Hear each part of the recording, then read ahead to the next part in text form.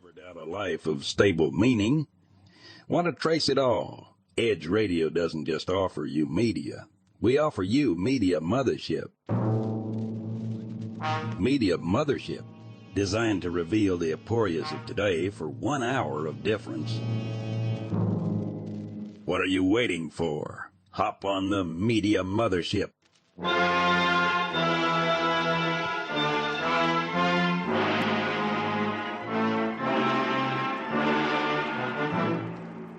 All right, welcome to Media Mothership. Just a random opening tune there that I put together that just keeping everyone on their toes. We are streaming on YouTube and Twitch now. As always, this is your host, Craig, joined now by two co-hosts, Angus. I guess I've promoted you to a co-host. A couple of times, yeah. This is your third show. Co-host, that's what I did with you, Taylor. Yeah. Suddenly, yep, you just got promoted. So you I'm back. are back. So last 2 weeks, we've been doing deep dives into Angus's brain and thinking process. We started with the thesis on Twin Peaks and proto-mythologies, Asmo mythologies. It was close. It's relatively close. Are you within a ballpark? It's about media as a spiritual experience, media reenchantment, and the re-mythologizing of the world. That's it. There you go. You'll get there eventually. Yes. Maybe I should just give it to you and you can read it. You should. Yeah, we'll turn it into an audiobook. Oh, that'd be great. Yeah. Your soothing voice. Exactly. You Half can an laugh hour. throughout it. It would be sick. Why haven't we entered that market? So yes, mythologizing and re-enchantment. And then last week we dove into your background with video essay making and explored the tensions around work and life, the emotional and the celebrity theories like the parasocial. The parasociality of making video essays and then having friends watch it, and then they're like, "Oh, I remember when you said that." I'm like, "I didn't actually say that to you, bro. I'm in front of you. You're thinking of digital, Angus." And various interesting fandoms that have connected with your work, the conspiracy angle, the political leanings, the use of it as comfort material to fall asleep to, which is unusual for the content and nature of your work, which is very controversial, very provocative.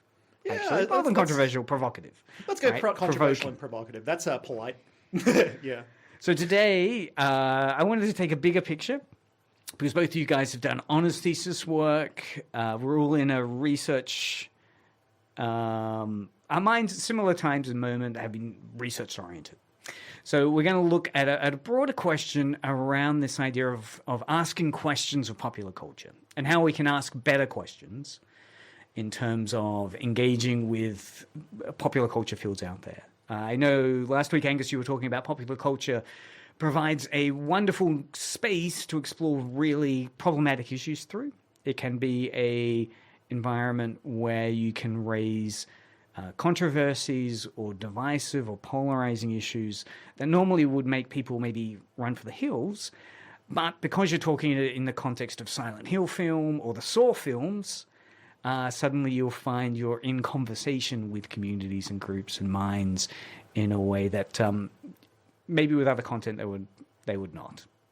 So we're going to look at this question of asking better questions and start maybe with the easy starting point, which is, what is that difference between watching or engaging with something and analyzing it? Really that difference between just reading a movie review of Twin Peaks or a TV review of Twin Peaks and instead saying, no, this is analysis of this thing. Oh, it's a bit of a terrific question, isn't it? It's sort of like, where do you even start? Because it's such a... You said it was simple, but I think it's an incredibly difficult thing to even sort of... It's intensely personal, I find. So maybe I can pull from my own personal experience for a little bit.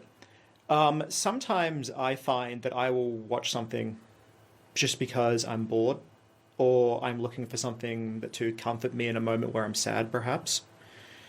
And that sort of is a very in-the-moment kind of entertainment. I feel like you're doing it to sort of satiate a level of some sad juice in your brain, I suppose. But I suppose like the analysis side of it is a long-term relationship with the artwork. I feel like that probably what happens is you turn it off and then you have to like sort of double down on your consumerism a little bit. You have to go look up who made it, what their influences were, why they made certain choices, and you sort of have to begin the process of kind of, let's say, disenchanting the initial magic of that artwork to try and understand what you think it's really about. I suppose. So I think it's like low-key, it's kind of a realm of self-discovery in a way that's sort of tricky to describe. I mean, there was an interesting article I came across about someone who decided they were working from home. So this is a bit of a stretch, but if you can go with me. So they're working from home, remote working, and they decided, how about if I remote work in from Skyrim, right? Okay, and hell yeah. They set up, they've got a video essay where they document this, right? They say, okay, I'm a huge Skyrim player. In Skyrim, with VR goggles, you can go into this environment. And so he thought, okay, I need to find a space within Skyrim where I can sit down and bring up my spreadsheets and do my job. And so he was looking at various biomes. There was an underwater one. I've not played Skyrim. You're a Skyrim player, Taylor? Yeah. And again, that idea of moving from a space, right? I mean, it seems like fun at first. Was what we were left with this video essay. It seems like a fun idea at first. Going to Skyrim, what couldn't be more exciting than that? A rather boring, banal part of life, which is logging in, doing a 9-to-5 kind of spreadsheet-oriented job. But what if you're sitting in an underwater world space? But, of course, full of distractions, right? Full of this idea of distractions, of things which are going to get in the way of actually conforming to your job role. Dragons. Yeah, dragons. Some skeletons. You know? But I was thinking, you know, if you code shift that, so yes, while, you know, it's the question, the difference between watching something and analyzing it. So there is a difference between playing Skyrim according to Skyrim's rules and logging in and doing it. It is a completely different experience when you log into Skyrim as someone wanting to remote work from home and do your job. But there are moments where I'm thinking here of those guys that did the Hamlet performances in GTA. Yeah. So that was getting a lot of media coverage, that these guys during COVID decided they're out of work, they were no longer doing Hamlet and Shakespeare. So how about if, as everyone's online, why don't we see if we can say, hey, at this time, at this specific location within GTA Online, which is a kind of Odeon theatre mock-up, similar space, we're going to perform it, right? So again, similar to that idea of the guy wanting to do their job in Skyrim, but instead wanting to perform Hamlet. And that got turned into, I think Netflix ran with it or something, there's a documentary piece on it. That really turned into a newsworthy phenomena where there are clips of them beginning Hamlet, and then people will spawn in and sit there and perform good audience, right? Watch it. So that, again, that idea of the difference between watching something and analyzing or interacting with it. So they're watching, they're good. But then it was really exciting when people showed up with guns and started shooting everyone. And they still tried to perform the role. One of them was saying, oh, I'm shot. And then he'd say the lines of Horatio or something. Yeah. And then you'd hear police sirens in the background. Is this a dagger I see before me? No, it's a silenced AK-47. And again, that idea of suddenly shifting from those modes of engagement, all that, almost that kind of, you know, what is good consumption to bad consumption, but that, you know, that emergent gameplay moment, that moment where something unexpected occurs and it makes what was a rather pedestrian A to Z painting by numbers exercise, yet again another performance of Hamlet, but because it was in GTA Live, it was special. It was. I've always wanted to do this radio show, for instance, in Roblox. You know what? I'll support your dream. Next episode, Thank let's you. go. I don't. Why wouldn't that work? Because that's my next question. Would that destroy the joy of something, right? Because the Skyrim guy arrived at that conclusion that really, in terms of trying to do work from home in Skyrim, it just, it evaporates the joy of Skyrim. It's an interesting little thing you bring up because I think about that a fair bit. I'm currently working on this like deeply insane video essay on this movie called The Zone of Interest, which is basically this like, I think I was explaining it to Craig off camera the other week, where it's kind of this, it's a quaint little melodrama set in the middle of Auschwitz. So it's like Rudolf Hess and his family, and like, oh no, someone cut my flowers. And then you hear gunshots from across the wall, and you're like, oh my God, I'm in the middle of Auschwitz. Why am I worrying about these teeny tiny things? And it's kind of this whiplash nightmare of a movie. But through the process of working on this video essay, I realized I can't view it as a movie anymore. Like, I kind of had to get a friend in to be like, how does this make you feel? Because I no longer see it as like a piece of art. I see it as this ball of weird theories on the banality of evil and the psychology of genocide or like X, Y, and Z. And it's kind of like, I do think that like looking too hard into something can kind of completely ruin the magic of how something, the sort of the mysticism of how something really captures your attention. But at the same time, like, we were talking about this example the other week where like there's something really marvelous about like the behind the scenes box set of like the Lord of the Rings, where like you see that and you're like, hang on, I reckon I could work in the film industry. So the act of like learning more about how something was made can kind of change your life in that way. And I'm not entirely sure what the difference between those two things is, I suppose. I guess I'm not like getting into the video essay industry to ruin my ambitions to be a Nazi, I suppose. So it's like, I guess I'm not coming to these two different things for those reasons. Yeah. Why do you think that like where is the divergence point between those two things? Well, there's two things that I find really interesting there. One is that idea of if you see how the sausage is made in the sausage factory, one of the common discourses is you then become a vegetarian because you realize all the horrible things they put in a sausage, right? And this is what, who was it? Simon Cottle, or I think it was Nick Cauldry, one of those, Cauldry or Cottle, their research on fans that went to the Coronation Street TV show filming and interviewed them. And he said he was amazed. He was expecting a lot of fans would go to the making of, behind the scenes, televised drama and come away realizing, well, the actors are a lot shorter, right? Like people say when they meet Tom Cruise, he's a tiny guy. And that's that kind of sausage factory moment, right? Where it kind of removes the mythology of something and you say, actually, it's not special. So he was assuming people would confront that reality, that media is fake and it's all made up, and the power it has over us, if you want to go in a kind of propaganda model, can be evaporated. There's moments where you realize it's all fake. But he said his research showed the opposite. But then you have to remember, Jamie Oliver went into US schools and did the whole school lunch thing where he showed them what went into chicken nuggets, which was bone, gristle, fat and things like that. And then at the end of it, he's like, he made a chicken nugget and said, okay, so who wants to eat it? The whole class put their hands up. Isn't there to be fair, chicken nuggets are pretty good. Look, it's interesting. I think there's a Folding Ideas video essay on Jamie Oliver's show, because that is such a, that's a great example of I guess good consumerism, cultural capital. It's performing all those moves of, are you a good or bad consumer? And again, as you're saying, Jamie Oliver goes to the US with this mantra of, I'm going to shift the US health school system to good healthy eating and show that you can create healthy eating cheaply. But he's disappointed to find out that the kids want the bad food. Yeah, they want the end product. But I think there's some.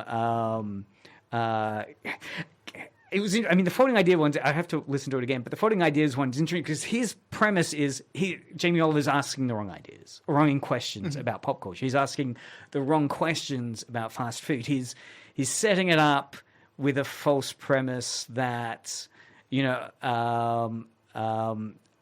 of course, these ingredients cost this much. He does something where he breaks down the actual costs and kind of shows that this is actually more expensive than he's assuming in terms of how much it would cost to get healthy food and so forth. And so, I find it again, to arrive at that endpoint, it is interesting when people seem to still want the bad thing or see the magic of cinema as still magical, even though they've seen the behind the scenes making of. Because I know you were talking once about an example where you, Taylor, during COVID, joined a K-pop performance digitally. Yeah. Which seems to be not fun, right? In terms of going to a live concert. How did you find that experience? Was that one that brought you great joy? As I said, it was fun. It was great fun. Because they had these massive screens that the idols could see and respond to. So you could talk to them. Of you? Like, do you have a webcam? No, it was just a... I just text. Should be a web camera. Yeah. That would have been hilarious. There was like 20,000 people that went to it. So. Well, because it does bring... because one of the questions that I had about what are the right questions to ask of pop culture is that idea that do good questions come from moments where you're confused or obsessed or really uncomfortable and have that level of discomfort? And then you've got to find out why. Why is my body and mind reacting in this way? Why do I feel so confused? Because that's really interesting. I think a lot about this as well. There is, how do I even phrase? I have so many faults. Do you ever try and run through a door and 50 other people are trying to run through that same door at the same time? You're like, which one of us is going to go first? But there's a lot to go on there. I think I was telling you about this book earlier that I've read recently, Craig. It's this book from 1843. It's called Either or by this guy named Søren Kierkegaard. I went to a conference recently, and after my talk, one of the people who were at my conference was like, "Hey, have you ever read this book?" And then I read it, and then it's kind of ruined my life so much that I've gone and read a bunch of articles and anthologies, just trying to completely understand this thing, because it just made me feel so strange. In essence, basically, how does one even begin to explain Søren Kierkegaard? I think the best way to explain him is that he was so afraid of God that he accidentally invented existentialism. So he was just so worried about original sin that he was like, oh my God, I have to make all these choices and this is horrible. And then Sartre and Ponty and all of these French people were like, yo, this is sick and this is excellent and I love it. Because I often hear that term existential and having an existential crisis. I hate to ask you to pin it down. Could you pin it down though? What is existentialism? It's right. Okay. Media scholar. That's right. No. It was never. Yeah, it was never on my reading list. I sort of tend to bounce between disciplines. So I know a bit about the philosophy stuff. Existentialism sort of arose after the de-emphasis of the church, I suppose. Okay. Sort of people trying to make meaning after, there's no longer the 10 Commandments to live after.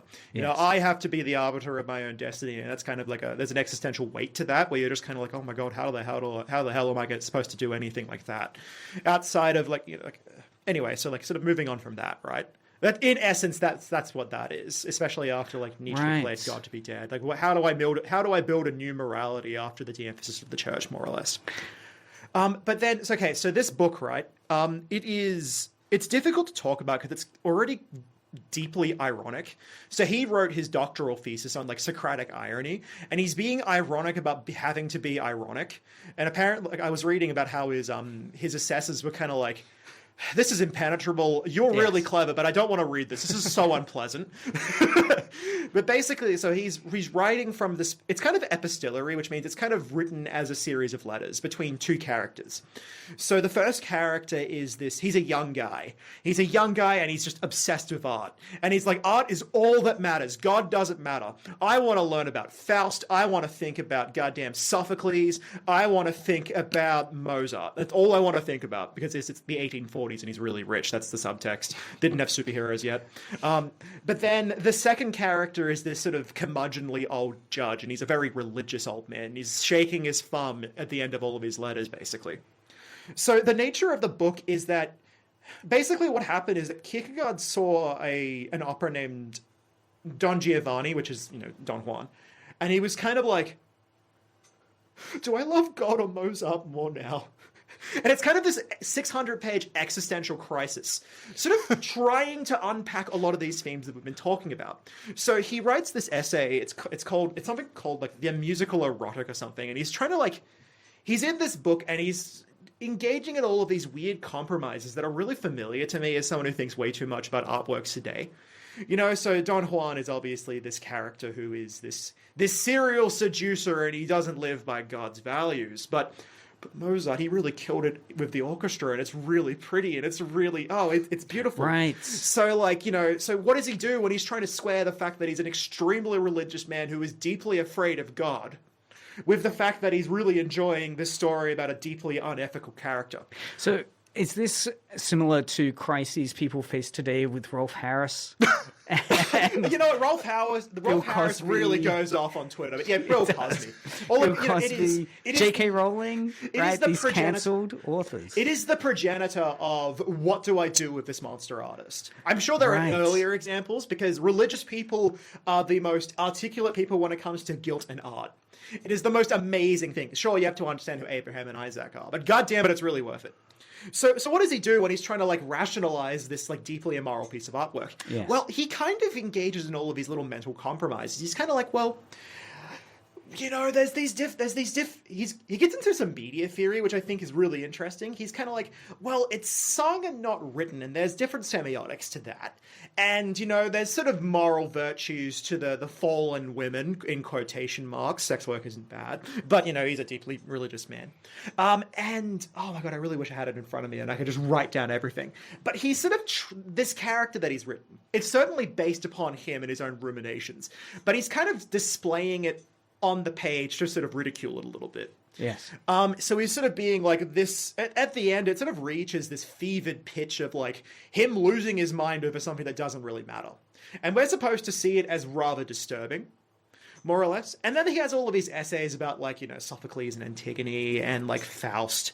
And you sort of get this idea that this is a character, this is someone who has made so many ethical compromises in his life that he's never actually stood by anything in particular. He's just sort of going with the social flows of certain things.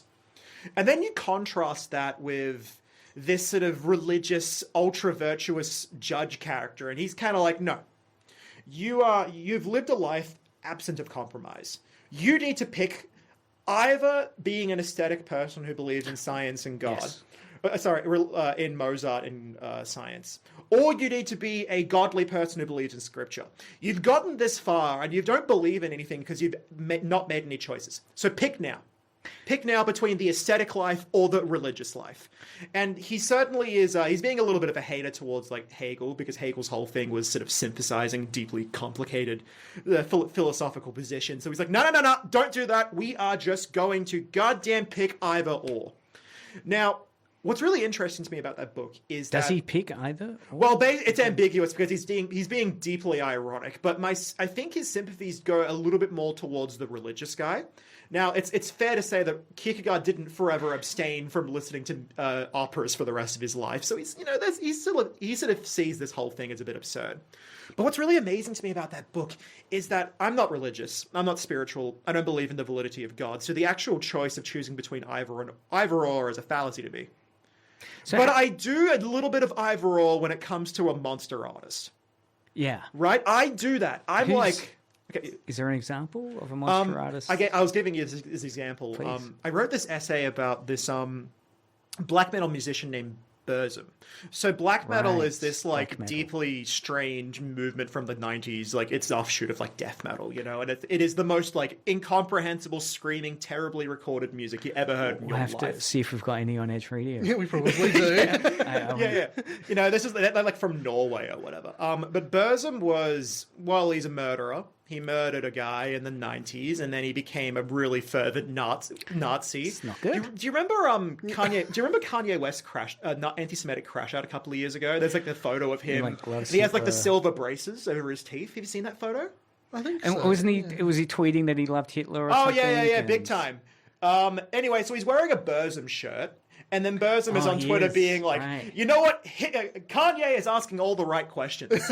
So, you know that this guy sucks. But, I decided, I remember listening to it years ago, and I didn't like it, because it was before I really got into, heavy metal stuff. I revisited it recently, and I was like, oh, dear God, this goes unbelievably hard. So you enjoyed it? I really... You found yourself liking it? It is beyond me liking it. It is me seeing a bunch of artists that I really love and where they got their ideas from. It's like me discovering the Sorcerer's Stone. And their ideas are bad. No, their ideas...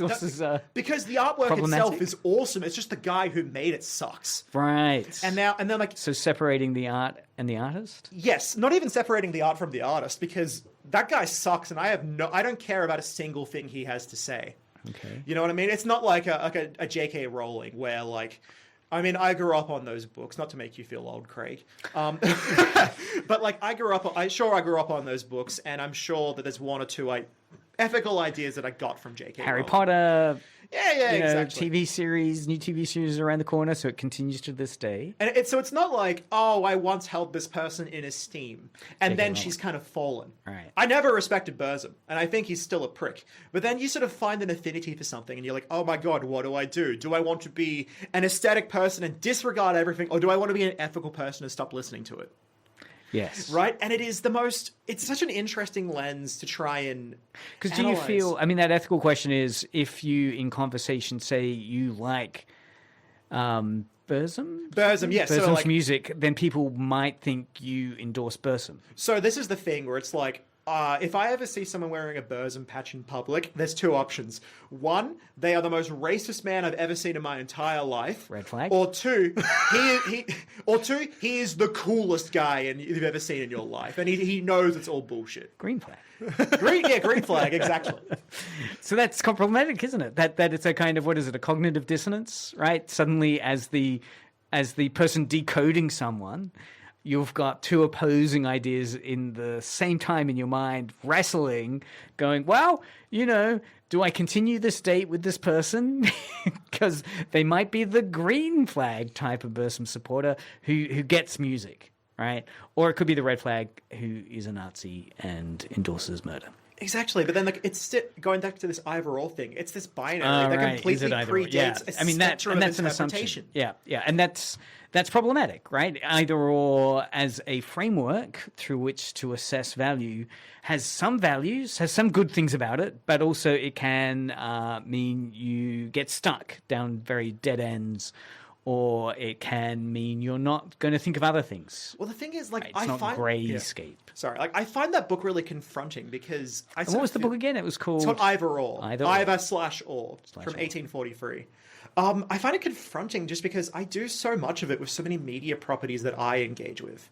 So you find it quite a useful framework? The thing is, I don't find the framework, all human behavior is either/or. That's silly. Okay. And that's nonsensical. It's like saying everything is black or white and then you miss the rainbow. Yeah. You know what I mean? It's silly. But nonetheless, it's still provocative because I do worry about various artworks. We were just talking before about this movie that came out a couple of years ago called Late Night with the Devil. Thank you for remembering Australian horror. Australian horror movie. They shot it for about $1 million, and it's pretty good. It's pretty funny. It's kind of Sam Raimi-esque. You know what I mean? Yeah. They're doing the horror. They're doing the comedy. They're doing some crazy stuff with cameras. But it sort of came out with a couple of post-production. They ran out of money. They needed some more artwork, so they AI generated it when it was kind of a new thing. And they sort of said it was a new technology. We didn't realize it'd be such a big deal. I'm of the position, generally, you could probably pay someone a couple $100 if you're making a goddamn movie out of your own budget to, make something. But you know what? It is different from when, Marvel made Secret Invasion, and they generated that entire opening sequence. Secret Wars. Secret Wars, whatever it was. That's right, and the entire opening theme montage... opening credit things was terrible. It was terrible. But yeah, look, and that was for me, what's interesting about these moments is I have to turn it into discourse analysis to de-escalate my own emotional investment in it. And it is interesting what arguments win out. Or, again, I was looking at Jana Pradai, who describes it as tournaments of value, where you see these rage wars on Twitter or Reddit as people with trolling views or opposing views, or just battle it out in terms of what eventuates as the status quo. For the moment with Late Night with the Devil, one of the discourses around it was that defense that, look, in their defense, these guys are startup producers, early filmmakers, oil, smell of an oily rag, putting it together. It's not Marvel, right? No. Marvel, the sense is, the premise there, I guess, is Marvel deserves the criticism because it has money to burn and should pay artists. Yeah. Low budget production people don't have as much money to burn and therefore could get some slack. That was the discourse. That discourse held a lot of sway. Again, what's interesting, you were showing me a review. It was a review. Oh, yeah. So, when I sort of try to start to explain all this stuff that I've been researching, why I've been away from the YouTube channel for so long. Yeah. Well, is it a year ago you last? Oh, so the last video I made was in September of 2024, which is nightmarish because I used to be so goddamn quick, but sometimes it takes a little while to make something that's good. It takes a little while to try and research something. But it's this thing that I've noticed, this sort of not even commodification, it's just this crystallization of moral value within the form of media consumption. That it's beyond being like, oh, this is the good album and this is the bad album and I'm a good person because I listened to the good album. It's this sort of battlefield of virtue signaling. Yeah, it's beyond virtue signaling, it's soul. Right. But it's media consumption, and it's a deeply strange, obviously, so my honors thesis is a teeny tiny part of what it will be eventually be a larger project, which we're hoping to get in the Morris Miller Library. So yes, we still haven't gotten it. I need to call up Rufus Black and be like, listen here, Rufus, mate, what are you doing? Escalate. Come on. Escalate. Yeah, I'm gonna harangue Rufus. He's a friend of the show, so sorry, Rufus. That was satire. But yeah, it's this. It's a thing that's been around for much longer than the internet. So, in my sort of book, I cite a couple of examples from earlier in, I'm not going to say history, the 20th century. I sort of cite the backlash against a book called Eichmann and Jerusalem. Right. This is a philosopher named Hannah Arendt, and she wrote this book on the banality of evil, where Adolf Eichmann was tried by the state of Israel, and Miss Arendt, who was a famous philosopher, came along, and her innovation was being he was kind of boring.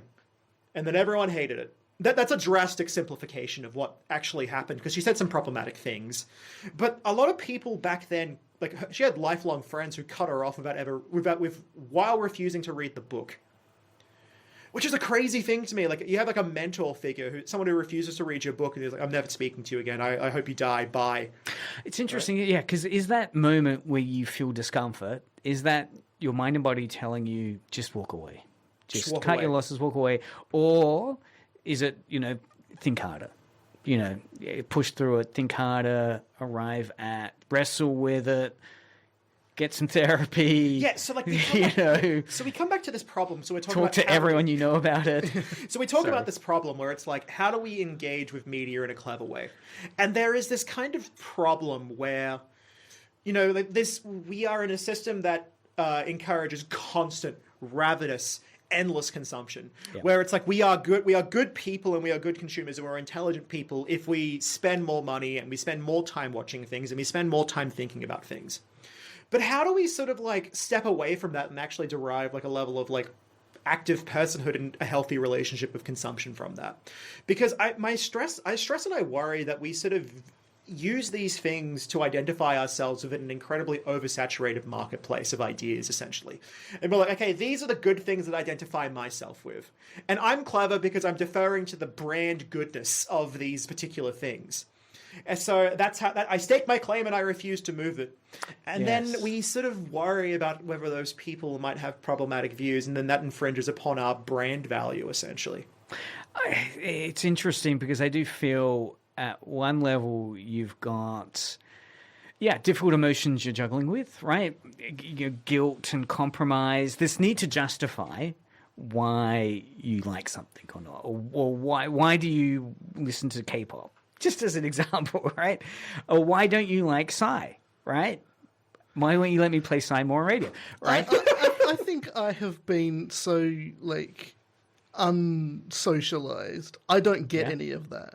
Oh, you don't feel any if someone says, why do you like K-pop? You don't need that justification. I don't need to justify anything just because I like it. I like Harry Potter. I don't need to justify anything about that. But there's. I was listening to this podcast, and I think it was politics or philosophy. Anyway, they were saying you're entitled to your opinion as long as you can defend it, right? As long as you can put some arguments forward as to why you have that opinion, you're totally entitled to it. But if you can't put any, and I guess the premise of that is what happens if you can't put arguments together to justify your opinion? Justification is I like something. Is that good enough? Right? In that argument, I don't need to analyse behind the mental processes of people behind it.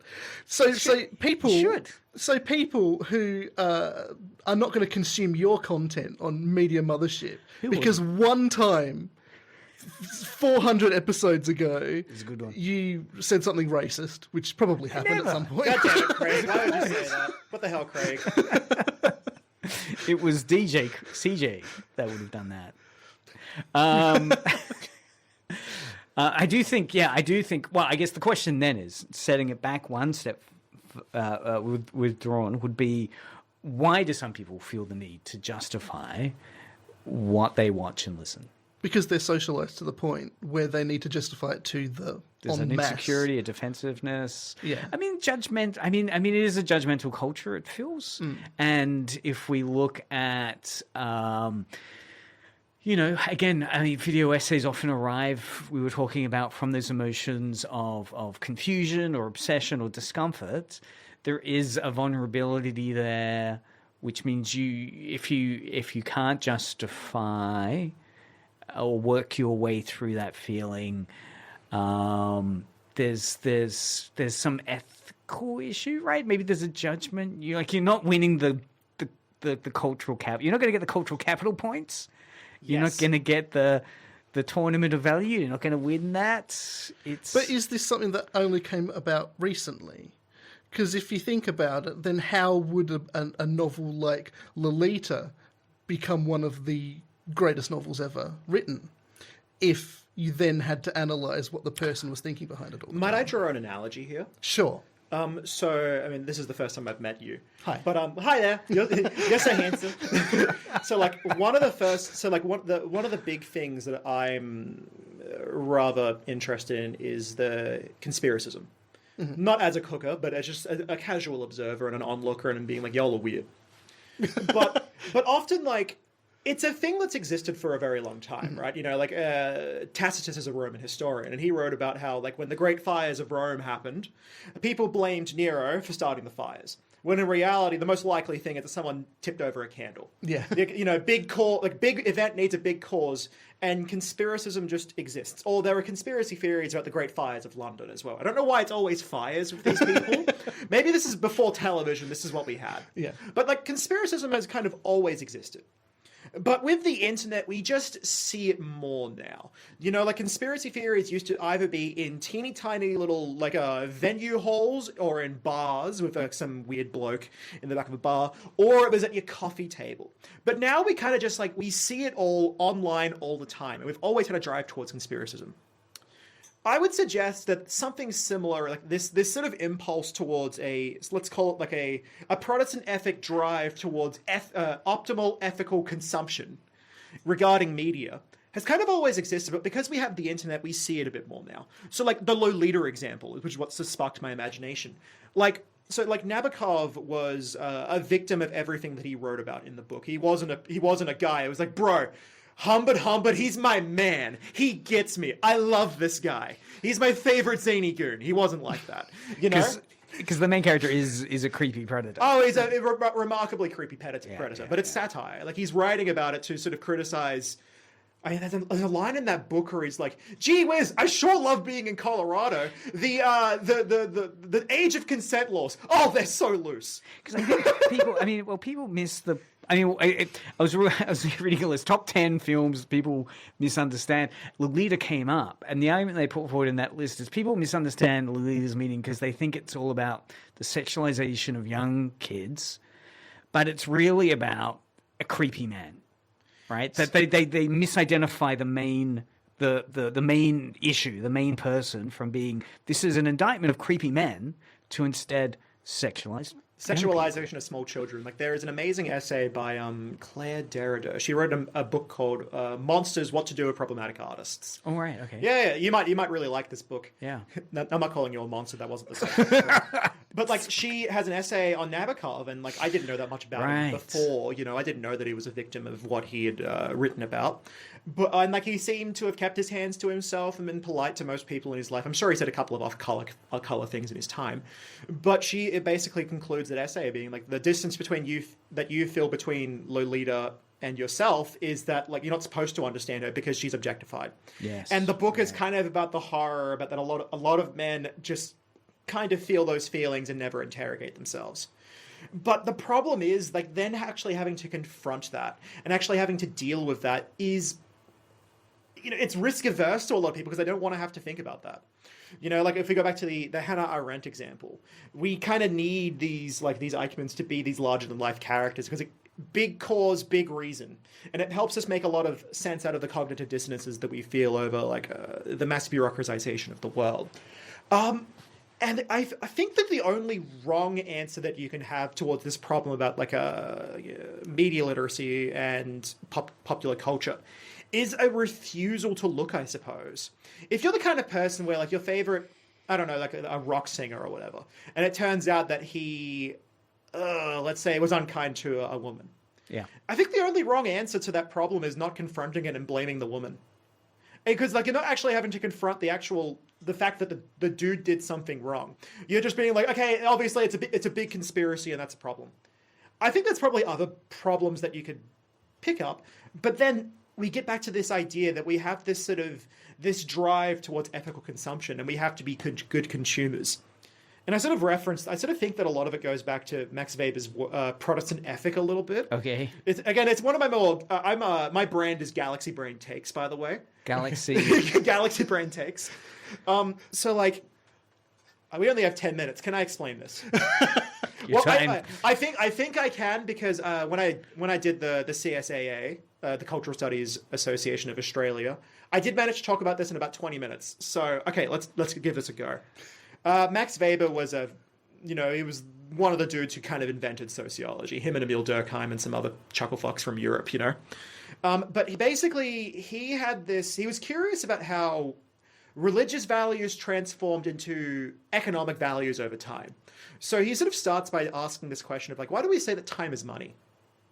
Like, it's a phrase that I heard my entire life without ever really critiquing what it was about.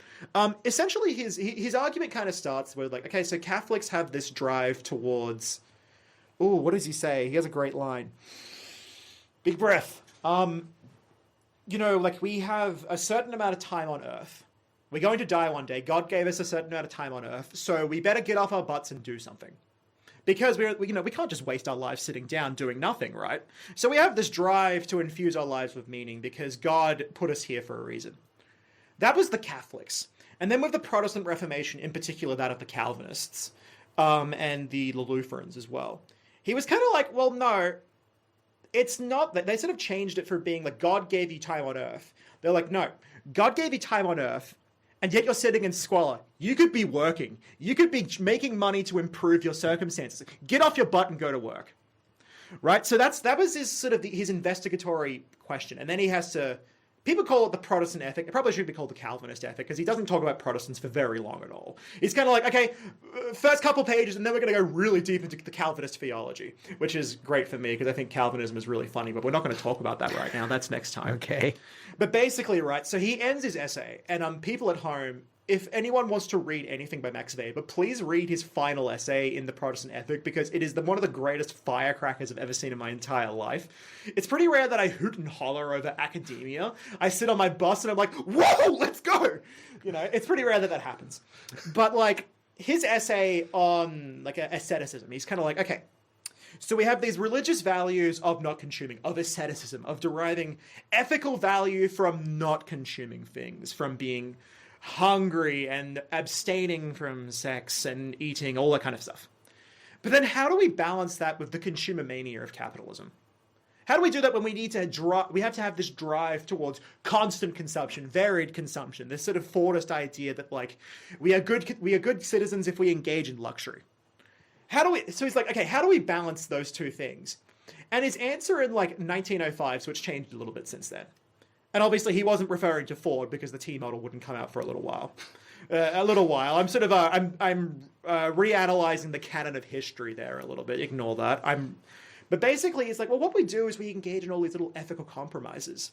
We're like, okay, I need to buy shoes because otherwise my feet will bleed. I'm going to buy my shoes from a place that gives a portion of their money to an orphanage. Or maybe they give a bit of their money to not a musician, that's not an athlete that I really like. Or, I really want to support my local economy, so I'm going to buy my bread from that place over there. And that way, when I'm buying something, I'm putting my money towards something that's kind of ethically sound. And by doing that, I can justify having to consume it, because I have to consume things to survive. And I sort of feel like, sort of in the book that I'm working on, I'm sort of attempting to sort of put a little bit of that either-or energy. That sort of this energy. I basically think Kierkegaard was kind of wrong because he was kind of afflicted with the Protestant ethic, more or less. He was just kind of like, I need to make the ethical choice. And in reality, bro should have like touched some grass. And he should have just been like, I'm probably overthinking this and it's not really that serious, bro.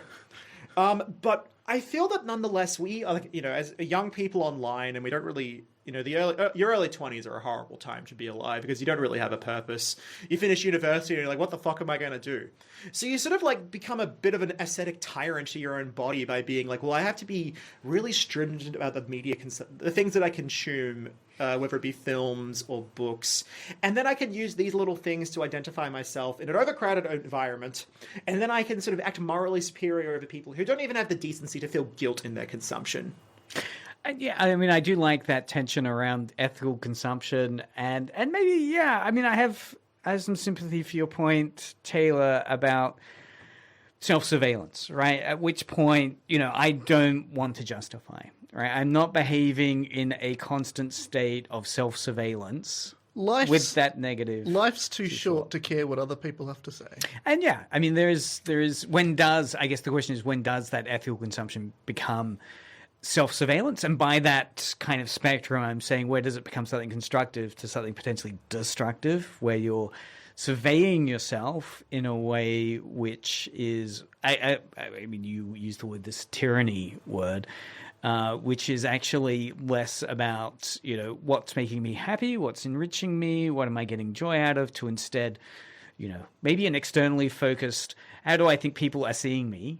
And how can I say the right things at the right time? And maybe that's also creeping in with a bit of dependency with ChatGPT type spaces where people are kind of deferring to that as, I don't know how to answer this without deferring to some system that will tell me, okay, here's an answer, which is going to be ethically consumable in a way, but then you want to hide that act, right? So, and this is, I guess, the late night with the devil, right? That if you're using AI to get through with life, that is increasingly becoming a secretive act, right? You don't want to tell people you're using AI to do your essay or to create your music or to generate your little promo piece. And then we could come to you and you use it for everything. And you tell everyone about how you're using it for everything. Well, there's so much. Yeah, look, it's a tool though, right? It's like it's a thing that you can use to speed things along, especially if you're a busy person. It's like, so for instance, I use Photoshop a lot.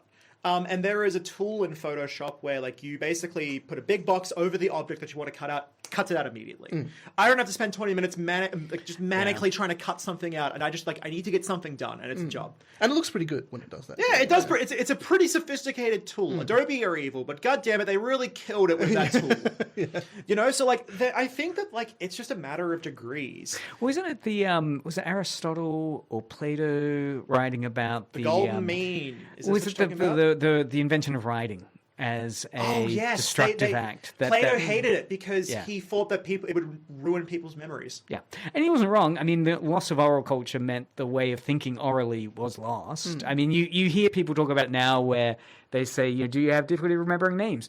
Well, in oral cultures, you imagine yourself going into a room, a house, you open the door, and in that door is the name, and this kind of memory act, which is oral culture thinking. But under the same thing, if you met someone at a party and they said, "What's your name?" and you said Malcolm, and then they took out a notebook and wrote down Malcolm. It would be considered. Well, I think that's rather beautiful. I think that's kind of pretty. Oh, you really care about remembering my name? Or are they a surveiller? Right? They're like, I'm keeping notes on you. It could be Death Note. Creepy spy. Death Note. Yeah. But yeah, again, that kind of media panic moment where it was like this invention, this technology, which now we see writing as an amazing thing that bequeathed to us Shakespeare, later on the press, which is now falling out of favor. Shakespeare? No. I mean writing. Writing, yeah. So now the concern is. Is writing degrading? As a teacher, I can say it's falling out of favor. No one knows how to do it anymore. Has people's writing degraded because keyboards and typing have basically supplanted, and we've lost the skill to write. Yep. Kids, year 10, they can't write their names. Curse of writing. It's crazy. Yeah, so you might really relate to this because I believe I heard that you're a teacher, correct? Yes. So when I was at the CSAA, I saw this amazing paper. I cannot remember the name of the author. I really wish I could shout her out because her paper really articulated something that I was really trying to work on. I think a bit of context behind this is that I got my marks on the day I gave my paper, right? So I did my paper, I got my marks, and it was a high distinction. And I was proud of myself for about 30 minutes, and then I was like, but it was an 85. I was going for a 90. Oh, yeah. God. So you... Okay. Yeah, I feel like I fell short of something. And then the next day I saw this paper. And she was talking about how, basically she was like, okay, it was something called, the phenomenology of reading AI-generated art or something like that, which was an awesome paper. But she was talking about how, when you read something and it's really great, sometimes you can sense that there is a struggle to it. That someone is really agonized over the placement of every single consonant in that sentence, and they've rewritten it several times, and they've tried really hard to make it come across. And AI-generated words don't really have that sense of struggle because it just mimics things, how they're supposed to look. Now, I think that using it as a tool isn't bad, just as I don't think that trying to stomp on a nail is a bad thing, and I prefer to use a hammer because it's a tool, right? If someone's incredibly busy and they're just like, okay, I need to put these in a PowerPoint, whatever, because you're not that invested about it. But if you try and AI generate a book, that's a problem because you're not actually getting yourself across. Yeah. And I think that I think that the only way to be sensible in regards to policing yourself and how invested you get in media consumption is being aware of the struggle of something and being self-policing, making sure you're not getting too invested and you're not getting too far off into the grass of losing your absolute mind and just being someone did make this. It's not like it's a brand. Well, I guess it's, again, that idea of reclaiming the piece of work you're engaged with. Even if it was AI, if it gave you something, there's something to reclaim there and there's a story to tell. With the idea of AI, though, it's something of a tangent, but I know we don't have much time. But I love tangents. I came across this morning in the article, the latest breakthrough with AI has been Wikipedia for years has been tracking down, you go to a Wikipedia article, the tells for AI. Yeah. Right. So, the whole, either it's one extra digit or when AI writes text, it writes the following types of expression. It includes, the M dash a lot. All of that stuff has been documented by people laboriously going through AI.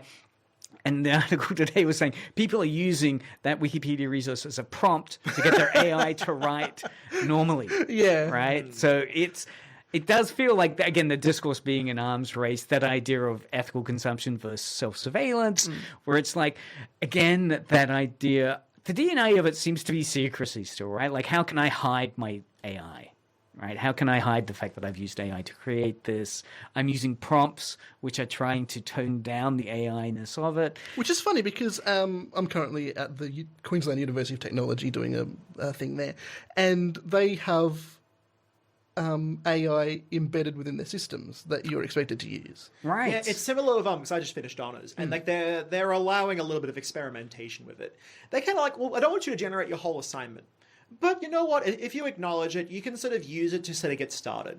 You know, as long as you come across and you're just brainstorming, you're getting started. And would you say that's moving from a self-surveillance prohibition narrative to a collaborative ethical consumption narrative? Collaborative. I think that's the way. I think that like we don't tyrannize ourselves over what to do with problematic artists because we want to, in our hearts, we really want to just be like Jesus Christ.